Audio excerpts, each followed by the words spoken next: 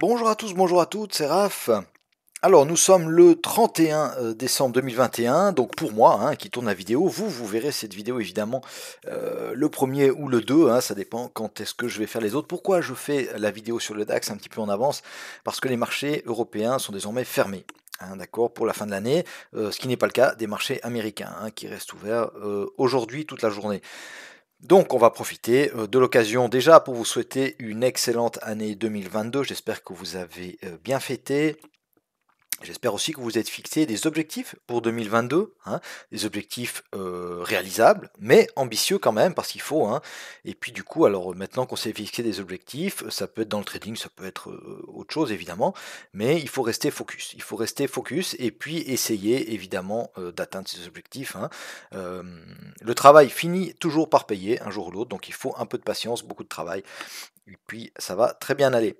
Je vous remercie aussi de votre fidélité tout au long de l'année, de vos commentaires, de vos pouces. Et puis, j'espère qu'on va passer ensemble encore une nouvelle année, qu'on va être encore meilleur dans nos analyses. Et puis, voilà, que tout le monde y trouve son compte sur cette chaîne, c'est le but, d'accord. Et puis voilà. Allez, on va passer donc à l'analyse du DAX. Donc le DAX, on a terminé l'année en hausse, d'accord. On a terminé avec deux belles semaines de hausse. Qu'est-ce qui s'est passé cette semaine? Alors voilà, j'ai déjà commencé, je vous ai mis la zone 1 en vert. Pourquoi? Parce qu'on est désormais au-dessus, donc c'est désormais un support. Mais rappelez-vous, au début de la semaine, elle était encore en rouge, d'accord, parce que c'était une résistance, on était juste ici.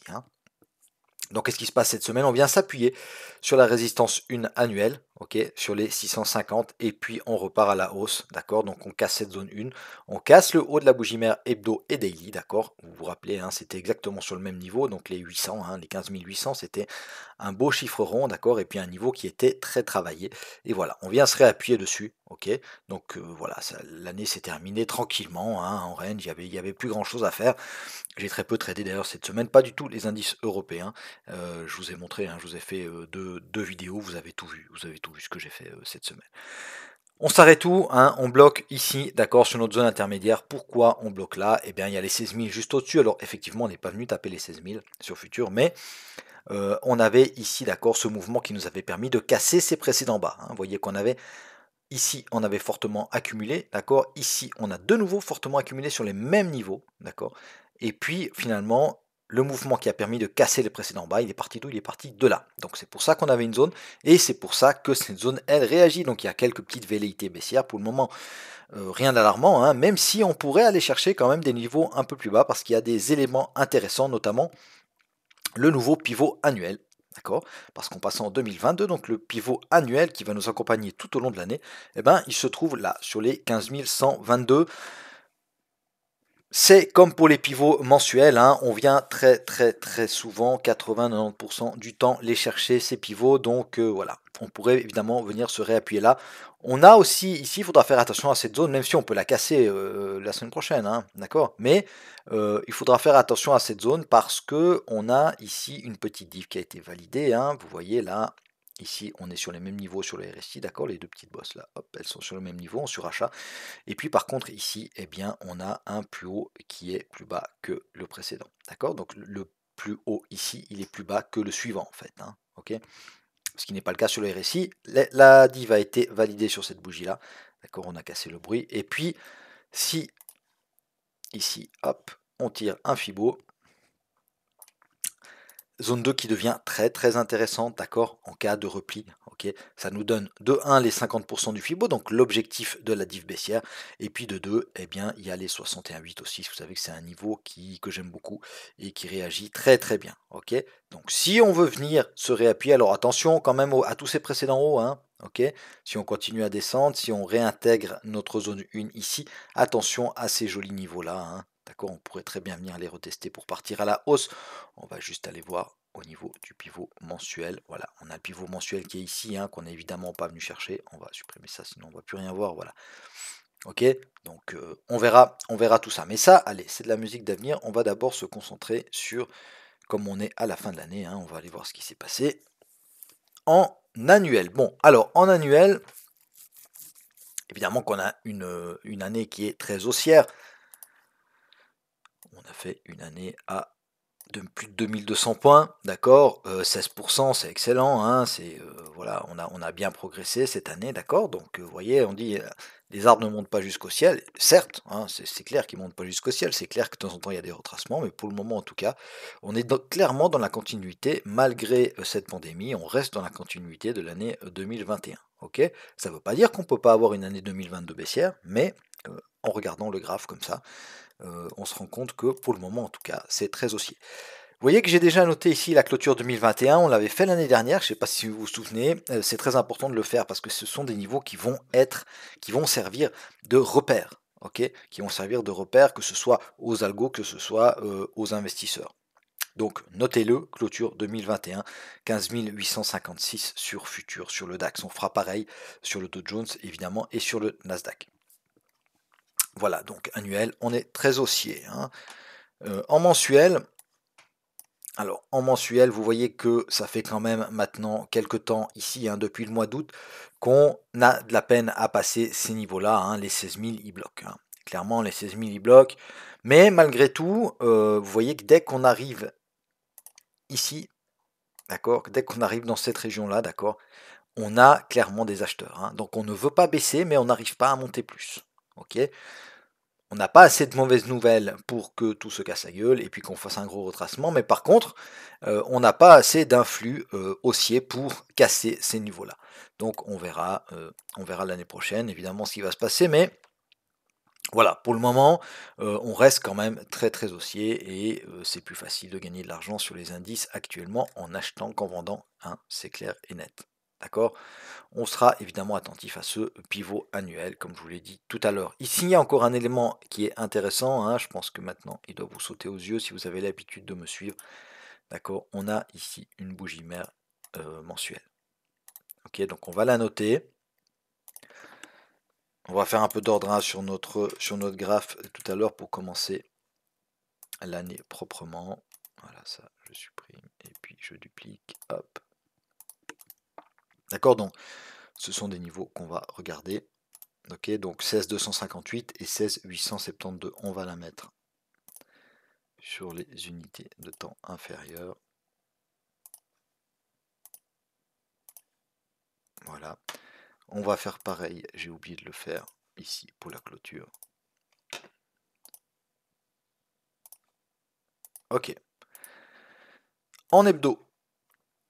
Alors, en hebdo, hop, on commence à avoir beaucoup de choses là. Donc on va trier un petit peu tout ça. Donc le haut ici, d'accord, de la bougie hebdo et daily, on va supprimer, on close au-dessus et puis on a une zone. Hein. On a une zone qui est là, donc on va supprimer ça pour que ce soit plus lisible. Ok.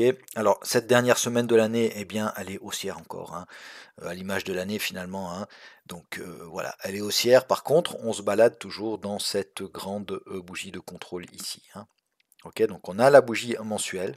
Ok, et puis on a une plus petite bougie ici, une bougie mère hein, qu'on avait tenté de casser par le bas, mais on a été réintégré directement. Ok, ça on va supprimer également. Alors pourquoi je supprime le bas de la bougie hebdo ici? Parce qu'on a le pivot annuel, d'accord. Donc on a déjà ce niveau-là, regardez, et ça suffit visuellement pour s'en sortir. Donc d'accord, on a la bougie mensuelle, ok, donc évidemment que le mensuel ça a plus de poids que l'hebdo, d'accord, plus l'unité est grande, plus les niveaux sont importants et vont avoir d'effet. Donc voilà, moi je vais plutôt regarder la bougie mensuelle, mais il faut garder quand même à l'esprit qu'on a ici sur les, voilà, sur les 15 000 en plus, hein. Pile sur les 15 000, d'accord, on a le bas de cette bougie mère ici, hebdo, d'accord, et puis le haut il est sur les 16 150 à peu près, précisément c'est 16 162, voilà. D'accord, donc on gardera ça à l'esprit, mais sinon ça reste vraiment, voilà, ça reste très haussier, on galère un peu à passer, d'accord, mais voilà, on verra ça la semaine prochaine. Attention à la clôture aussi, hein, ok. Si on casse par le haut, on pourrait venir se réappuyer, d'accord, ça va être un niveau qui sera tradé et très regardé. En journalier, donc cette semaine, bah, il s'est passé quoi? Hop, donc on a été haussier, hein, on a été haussier lundi, mardi, mercredi, on a retracé un petit peu, hein, d'accord, on était sur notre zone intermédiaire. Et puis donc hier, hein, on a voilà, toute petite toute petite hausse. Si vous voulez la noter, hein, moi je ne vais pas tout noter parce que sinon on va plus s'en sortir. Mais si vous voulez, ça on supprime également. Hop. Si vous voulez la noter, ici on a une bougie mère daily. Ok. Moi je vous propose de ne pas le faire parce que voilà, on aura nos zones, hein. On aura nos zones et puis de temps en temps vous pouvez venir regarder. Mais après si vous voulez notez-le, hein, elle est juste en dessous des 16 000. En plus on a les chiffres ronds juste là. Voilà. C'est pas forcément nécessaire à mon sens, hein. Qu'est-ce qu'on va faire en 4 heures? Alors en 4 heures, on va bouger un tout petit peu, nos zones pour refaire les choses proprement. Donc on a toujours les plus hauts historiques, d'accord, qui sont appuyés désormais par le haut de la bougie mensuelle à 16 258, d'accord. Donc cette zone-là, hop, moi je vais en faire notre zone 1 pour le début de l'année 2022. Ensuite, la zone intermédiaire ici, bien forcément qu'on la garde, hein, pour le moment elle réagit à la baisse, et puis elle pourrait ensuite réagir à la hausse. Donc zone intermédiaire, on la conserve. La zone 2, je la remonte. Ok, sur notre ancienne zone 1, désormais, on va la considérer comme une zone de support. On va remettre les points pivots. On fera attention, ici, hein, d'accord, la zone 2, on fera attention aux précédents hauts, d'accord, qui sont là. Ok, et puis au pivot mensuel. En fait, on va la déplacer un tout petit peu. Comme ça, on prend le pivot mensuel et on prend les précédents hauts qui sont là. D'accord. Quand on s'arrête comme ça sur un niveau quasiment au point près, ce sont des niveaux qui très très souvent réagissent par la suite. D'accord. Donc, zone 2, on va prendre le nouveau pivot mensuel, donc pivot mensuel du mois de janvier, d'accord. On a la moyenne 200 aussi, hein, qui va nous appuyer. Et puis on a, qu'est-ce qu'on a comme astite? On a les 15 700, d'accord. On a les 650, les 700 et les 750 quasiment. Ok. Donc zone 2, pivot mensuel. Et puis la zone 3, alors attention, la zone 3, j'aime bien cette zone des 15 500, d'accord, parce que c'est un chiffre rond. Ok, mais on va plus en faire, hop, on va plus en faire une zone principale parce que bon, déjà le pivot mensuel il a changé, d'accord. On a le nouveau support 1 mensuel, d'accord. On va regarder, mais on va conserver la zone 3 ici. On va conserver la zone 3 parce qu'on a quand même le pivot annuel. Ça, c'est un gros niveau, d'accord. On a les 15 000, on a les 15 100, on a les 15 200 quasiment. Donc ça, c'est une grosse zone, d'accord, qui nous a permis de casser ces précédents hauts ici. Vous voyez, hein, d'accord. Grâce à ce bloc de contrat-là, on a pété tous les précédents hauts, hein, ceci, cela. D'accord. Donc si on vient se réappuyer là, ce serait franchement, je pense, une bonne entrée swing pour essayer d'aller, pour du moyen terme, hein, pour essayer d'aller rechoper des points hauts. Ok. Malgré tout, entre la zone 2 et la zone 3, on fera attention aux 15 500. D'accord. Donc on peut se mettre éventuellement une zone intermédiaire. Pourquoi pas, hein, sur les 15 500. Voilà.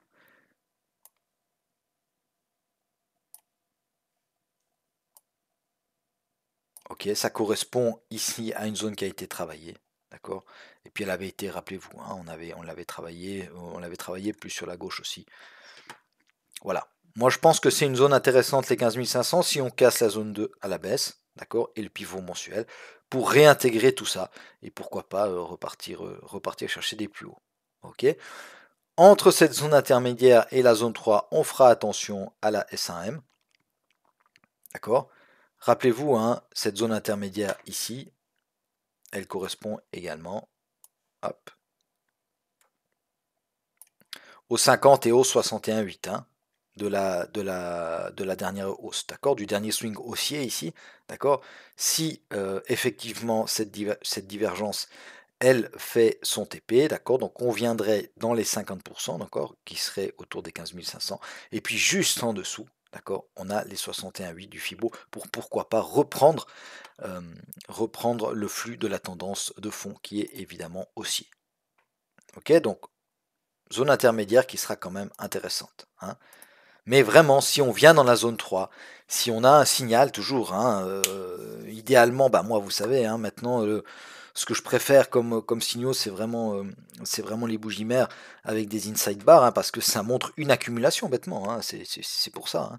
Le mouvement s'arrête, on accumule, ça nous dessine une bougie mère, d'accord, c'est du Wyckoff en fait, hein. Ça nous dessine une bougie mère, des bougies filles à l'intérieur. Très souvent, on a un fakie, d'accord, donc vous savez, quand on a une bougie mère, et puis qu'on a une fausse cassure par le bas en l'occurrence, puisque là on est plutôt haussier sur les indices, donc si on a une fausse cassure par le bas, ça s'appelle un fakie, bah, chez Vikov ça s'appelle un spring, mais c'est exactement ça, si on descend dans les UT, on va avoir une accumulation, on va avoir un spring, et boum, on va repartir à la hausse pour finalement aller casser le range par le haut. D'accord, donc tout s'imbrique, c'est vraiment les poupées russes, et du moment qu'on a compris ça, le trading, ça devient, alors pas facile, parce que c'est pas facile le trading, mais ça devient beaucoup plus clair, et on a une vision du marché beaucoup plus systématique, beaucoup plus claire, et on comprend beaucoup mieux les mouvements. D'accord. Voilà. Voilà, alors mes zones, ben voilà, mes zones pour la première semaine de l'année 2022, ça sera celle-là évidemment que je vais vous faire tout ça en PDF. Euh, N'hésitez pas, hein, si c'est pas encore le cas, il y a pas mal de monde qui regarde mes vidéos mais qui ne s'abonne pas. Moi, ça me donnerait vraiment un bon coup de main si vous vous abonniez, d'accord, pour développer ma chaîne, hein, tout simplement. Mettez-moi un petit pouce bleu et puis bah, partagez ma chaîne, d'accord. Activez les notifications, je fais régulièrement et je vais en faire encore plus hein, en 2022. Des petites émissions là, des trades du jour. Je pense que c'est intéressant, hein, que ce soit des pertes ou des gains, ça peut être intéressant pour vous aider dans votre trading si vous faites comme moi du day trading. Voilà, je vous remercie de m'avoir suivi jusqu'au bout et puis je vous souhaite une excellente semaine de trading pour ceux qui regardent que le DAX et puis pour les autres, eh bien, je vous retrouve tout à l'heure sur les vidéos du Dow Jones et du DAX. Salut à tous, bye bye.